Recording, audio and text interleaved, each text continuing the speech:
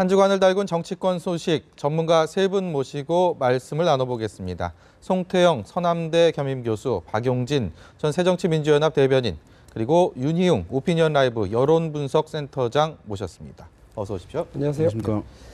이산가족 상봉이 이제 내일 끝이 납니다. 20차 상봉이고 늘 이산가족 상봉이라는 게 우리에게 큰 감동, 그리고 본인들에게도 어떤 자의적인 그런 눈물 바다를 이루는 그런 행사로 이어왔고, 뭐 남북 관계에 얼마나 긍정적인 영향을 미칠 것인가 항상 그런 기대감을 가져오지 않았습니까? 근데 가장 큰 문제는 역시 상봉 정례화, 이 부분이 매번 나오는 얘기인데 과연 이번에도 뭐 그런 얘기들 있고, 워낙 고령자이시기 때문에 더 이상의 기회가 주어지기가 어려운 상황에서 상봉 정례화를 요구하는 목소리가 높습니다. 어떻게 보십니까? 네, 그렇습니다. 이번에 남북 이산가족 상봉 장면을 보면서 많은 국민들이 가슴이 먹먹하고 많은 눈물을 흘렸을 거라고 생각합니다. 그리고 이분들의 한을 풀어주지 못한 부분에 대해서 자괴감도 많이 가졌을 것이라고 생각합니다. 제가 청주에 사는데요. 저희 지역에서도 이순규 할머니가 사연이 이렇게 소개가 크게 됐습니다. 이분은 결혼한 지 7개월 만에 이제 헤어져가지고 65년 만에 유복자 아드님을 같이 만나서 이렇게 상봉하는 장면인데, 네. 너무 차분하셔갖고 오히려 더 슬펐습니다. 그래서 이번을 계기로 해서 이런 이산가족 문제를 더 이상 미뤄서는 안 된다 하는 그런 국민적 공감이 생겼으면 좋겠다는 것이고요. 다행스럽게 이번에 이산가족 문제가 8월 25일 남북 공동 성명의 이행 차원에서 이루어졌기 때문에 추후에 남북 간 당국자 간 회담이 있지 않습니까? 네. 특별히 또 국무총리나 또 김관진 청와대 실장도 향후에 국회를 통해서 향후에 남북 당국자 간 회담과 또 적시자 회담을 갖다 통해서 이것을 정례화하고 그래서 이 문제를 해결하겠다는 이야기를 했기 때문에 특별히 이번에는 그런 기대감이 커가고 있고 크게 될 수 있도록 소망하고 있습니다. 제가 이 질문을 박용진 전 대변인께 드려도 될지 모르겠지만 뭐 잘 말씀해 주실 거라고 기대하고 여쭤보겠습니다. 뭘 물어보시 고민합니다. 예.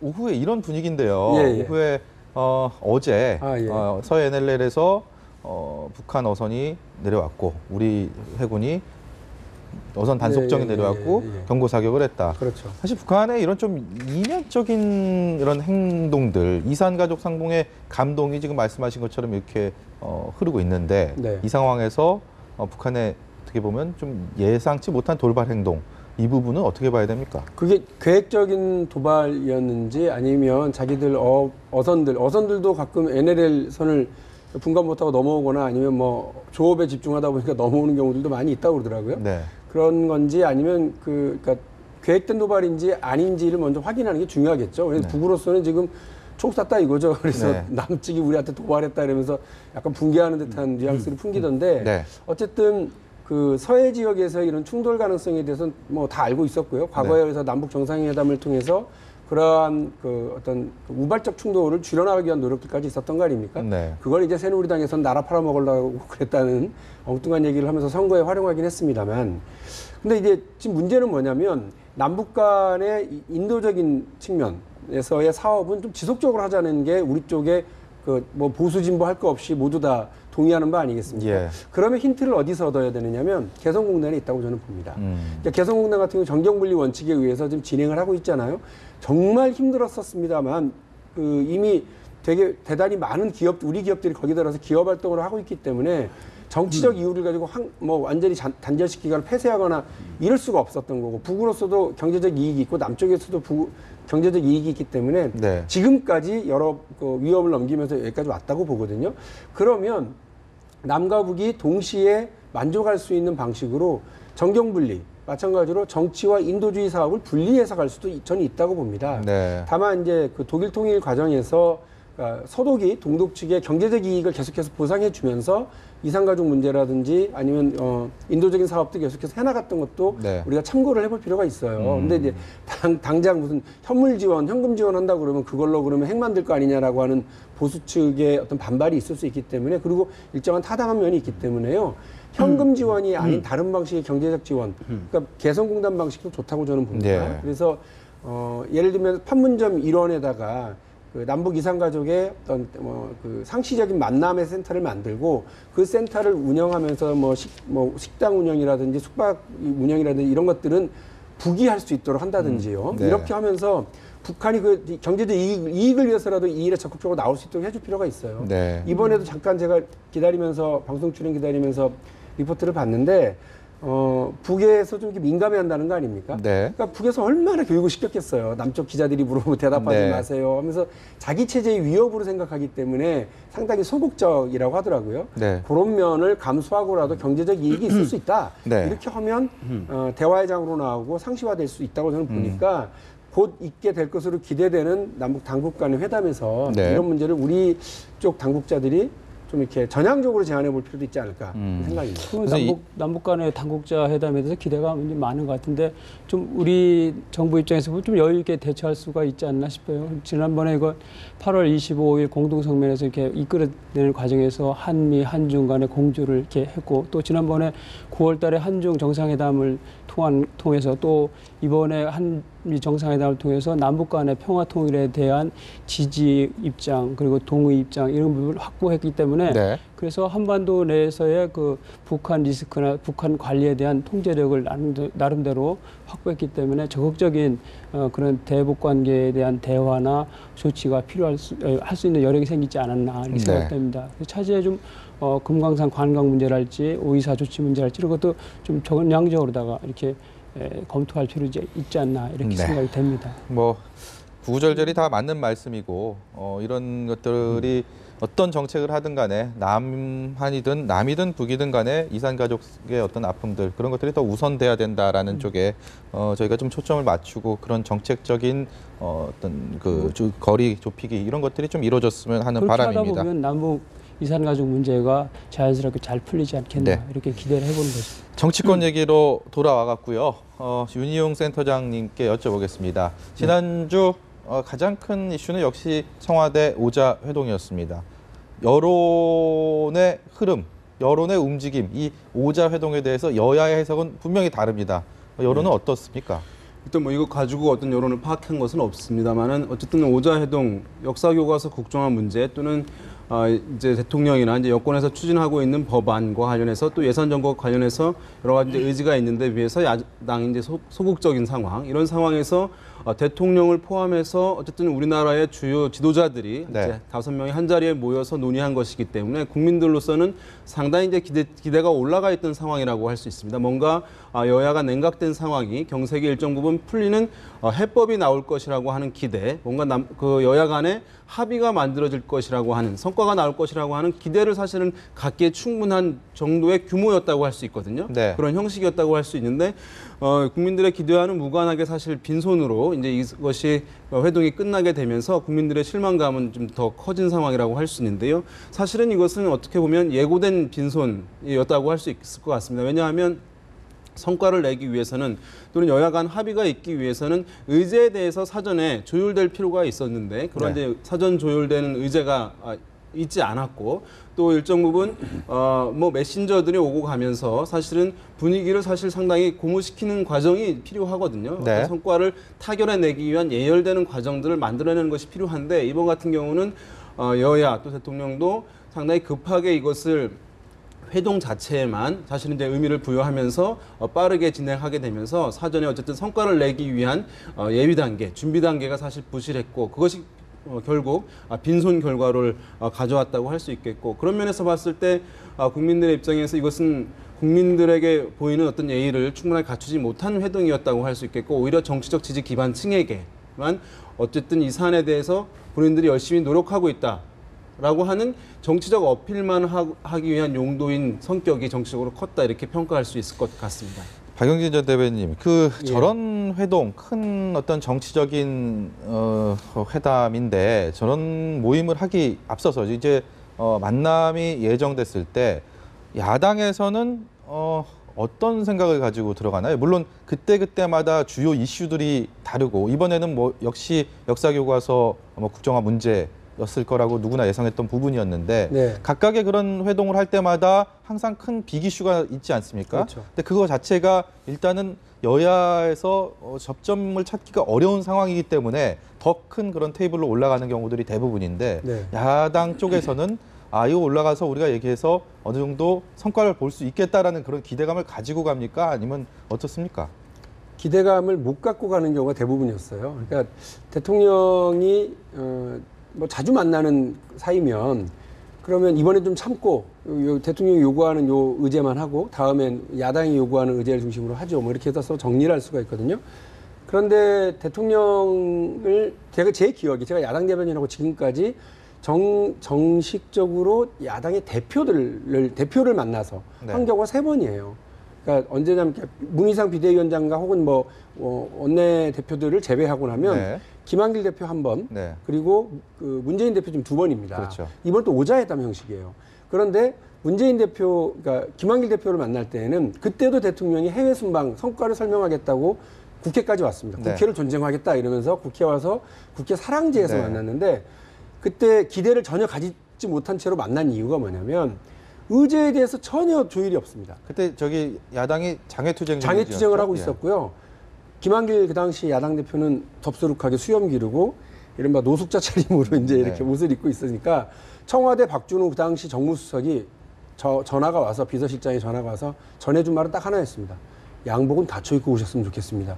야당이 발칵 뒤집혔죠. 사실은 그 다음 날 만나기로 돼 있었는데 의제를 어떻게 할 거냐. 국정원 이 문제에 관련해서 그럼 어디까지 서로 합의해서 발표할 건지를 전혀 얘기하지 않은 채 대통령은 대통령 나름대로 수첩에 다 적어왔더라고요. 네. 나중에 김한길 대표 얘기를 들어보니까 꼼꼼히 적어서 하나하나 조목조목 야당 주장이 돼서 반박을 하고 김한길 대표대로 모두 발언으로 이만큼 적어가서 그거 다 얘기하고 정말 불쌍한 거 그 당시 새누리당 대표였던 황우여 황우여 대표였죠. 대표가 예. 너무 불쌍할 정도로 아무 소리 안 하고 그 자리에 앉아있고 야당 대표와 대통령이 맞닥뜨리는 그런 모습만 네. 보이고 끝나버렸거든요. 이번에도 사실은 마찬가지였어요. 그러니까 정치부 기자들이면 다 알 텐데 이런 큰 회담이 있게 되면 정무수석이든 아니면 중간에 무슨 그 연락을 담당하는 분들이 있죠. 네. 비서실장도 좋고요.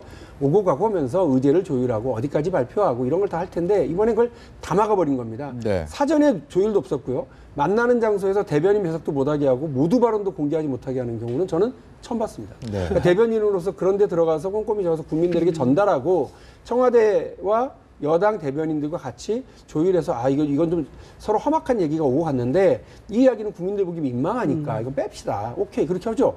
이 부분은 합의가 된 거로 보고 여긴 발표하고 나머지 미제 상황은 1, 2, 3 나중에 더 하기로 했다. 이렇게 해야 국민들한테 책임 있는 태도를 보이는 건데 그래 한번 뭐 네. 날짜만 정하고 장소만 통보하고 이런 채로 가는 건 네. 저는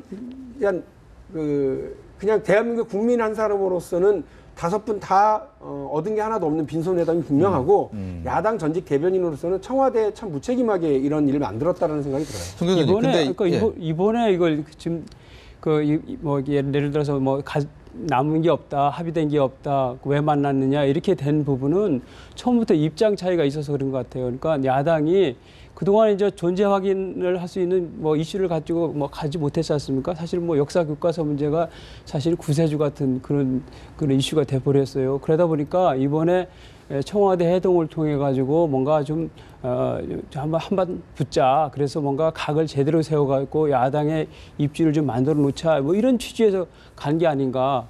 청와대 회동은 근데 대통령이 먼저 제안하셨어요. 저희가 물론 붙어보자고 한 게 아니고. 되게 문제는 되게 청와대 회동을 갖다 하게 된 것은 되게 해외 순방을 하고 성과를 갖다 설명하는 그런 식으로 많이 되죠. 근데 박근혜 대통령이 그래 자주 하는 거 아닙니까? 아니요. 노무현 대통령 때는 2번, 그리고 MB 때는 3번, 이번에는 6번인데 되게 1년에 한 2번씩 하다 보면 한 10번 정도 한다는 거 아니겠습니까? 그래서 해외 순방 목적으로 2번 보셨어요. 일단 문제는 야당이 이것을 갖다 총선 선거 전략의 일환으로다가 그래서 이걸 전략적으로 다 접근을 하기 때문에 되는 것이죠. 이게 교과서 문제만 하더라도 역사 교육 현장에서 올바른 교과서로 학생들한테 제대로 역사 교육이 되고 있느냐. 그래서 이것이 좌편향이든 왜곡된 역사 교과서든 뭔가 문제가 있지 않느냐에 대한 의문에 대해서 문제 제기에 대해서 입장을 얘기하고 그리고 이 문제가 있다면 어떤 식으로 이 문제를 풀 것인가에 대해서 대안을 내고 협의하고 수기하는 이런 과정을 갖춰야 되는데 꽁충 떼가지고 뭐 미래의 그 국정교과서를 하려고 하는 것은 뭐 친일을 미화하고 독재를 미화하기 위해서 하는 것이다 이렇게 미리 프레임을 만드는 거 아닙니까? 특별히 또 야당이 계속해서 지금 전략적으로 추구하고 있는 것은 박근혜 대통령 체제를 갖다가 정권을 과거에 독재대 반독재 이런 프레임에 자꾸 넣어서 뭔가 흠집을 내려는 그런 기도를 많이 하고 있거든요. 그래서 그러한 그 정치적인 판단을 많이 하기 때문에 이러한 갈등이나 싸움이 되고 네. 또 싸움했다는 것이 크게 이렇게 보도되는 그런 경향이 있는 게 아닌가 한 말씀만 이렇게 생각이 드릴게요. 듭니다. 지나치게 남 탓을 많이 하시네요. 저는 뭐 대통령만 그러신 줄 알았더니 교수님까지 그러시니까 좀 당황스러운데요. 그 국정교과서요. 야당이 하자고 그랬습니까? 여당이 하자고 그랬어요? 대통령이 하자고 그러신 거 아니에요. 교육부 장관도 차관도 안 하겠다고 그러는 걸. 왜 이런 거를 지금 내놓으시냐고요. 대통령이 지난번 국민들한테 발표했던 국정과제가 뭐였어요? 노동개혁 아닙니까? 일자리 창출 아니에요. 청년 일자리 문제. 그거 하자고 그래서 야당은 그것과 관련된 정책과 법안 준비하고 있었잖아요. 느닷없이 이걸 왜 가지고 오시냐고요. 국정교과 이게 국정과제인가요? 잠시만요. 네, 교과서 국정화 문제는 잠시만요. 이걸 교과서 이렇게 문제는 교과서 문제는 기본적으로 그대로 법사항이 아니에요. 이거는 행정부가 판단할 일이에요. 그래서 판단해서 거기서 그 현장에서 적정한지에 대해서 판단해서 그러니까요. 하는 건데 그것을 존중 일단 하고 문제를 아니죠. 제기를 해야지. 황우리 장관이 한다고 그랬었어요?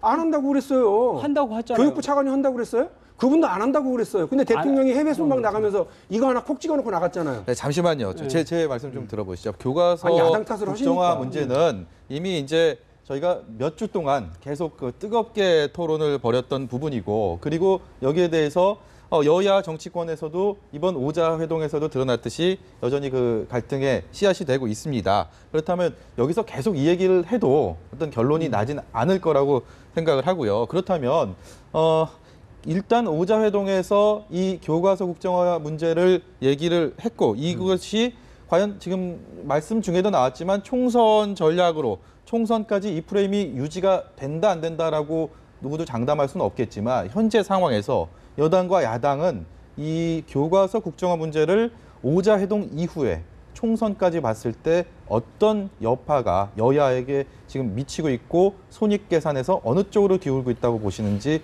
윤희용 센터장님. 일단 이제 이것이 이제 야당한테 사실 긍정적인 효과가 크다고 얘기할 수 있습니다. 그것은 그 누구도 사실 부인할 수 없는 것인데요.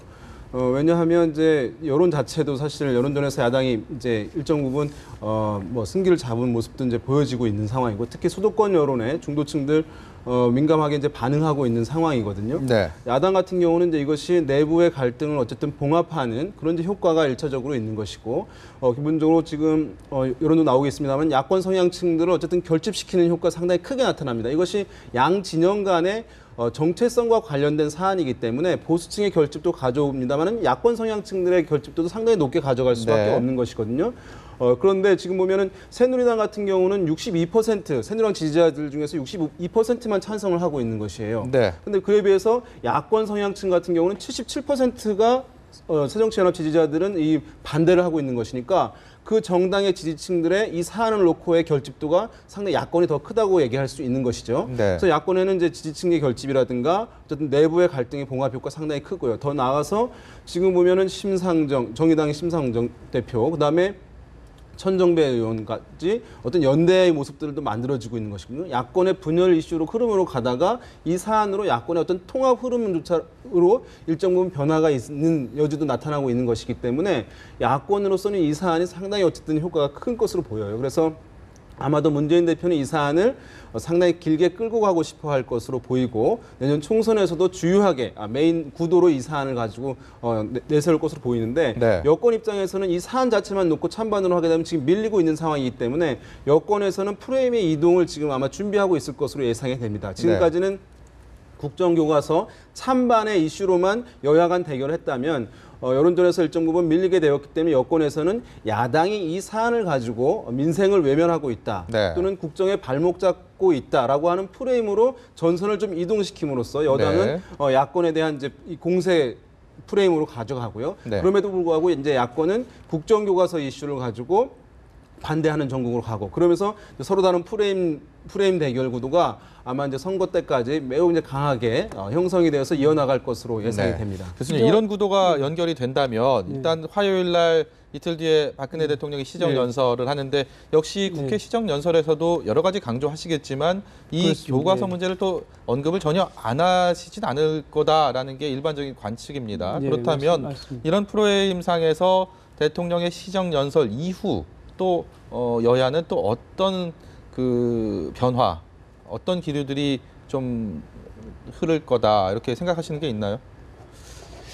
일단 아까 우리 윤희용 그 센터장님이 말씀하신 대로 지금 이 이슈는 모처럼 지금까지 그 대충 새정치민주연합하고 새누리당하고 그 지지도를 보면 좀 차이가 좀 꽤 있지 않습니까? 네. 어느 국정 사안에 대해서도 우위를 점했던 사안이 없었습니다. 그런데 지금은 좀 상당히 하프 내지는 좀 더 나은 위치가 되기 때문에 계속 전략적으로 다 밀어붙여서 이것을 장기화하고 총선까지 연결하겠다는 이런 전략적인 것을 좀 하고 있지 않나 생각되고요.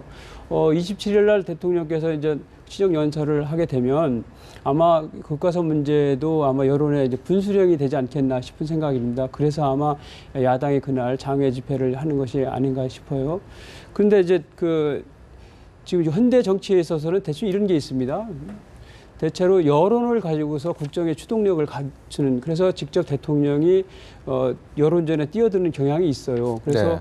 오바마 대통령도 의료보험 관련된 부분에서 직접 여론전에 뛰어나서 그것을 돌파하는 이런 게 있는데 아마 이제 그런 차원에서도 아마 이번에 형식적으로는 뭐 국정과 관련해서 경제, 민생, 입법 문제랄지 4대 개혁 문제랄지 예산 문제 이게 국회 협조를 구하지만 방점은 아무래도 이제 역사 교과서의 문제에 대해서 말씀하시는 것이 되지 않겠나. 그래서 네. 그 내용은 지금 자꾸 이제 정치 쟁점화 되니까 이 부분은 올바른 역사를 어떻게 할 것인가에 대한 문제라는 거, 또 편향과 관련된 부분, 지필진이나 이렇게 또 평가하는 데 있어서 객관적이고 투명적으로 해서 하겠다. 또는 지금 자꾸 야당에서 문제 제기하고 있는 친일 또는 독재 위화 교과서가 되지 않겠냐 이런 부분에서 본인이 그런 부분에서 염려하지 마라 하는 얘기가 될 수 있을 것이라고 생각되고요. 네. 또 객관적으로는 이게 2017년에 이제 적용이 되는 거 아닙니까? 2017년에 뭐가 있습니까? 대선이 있지 않습니까?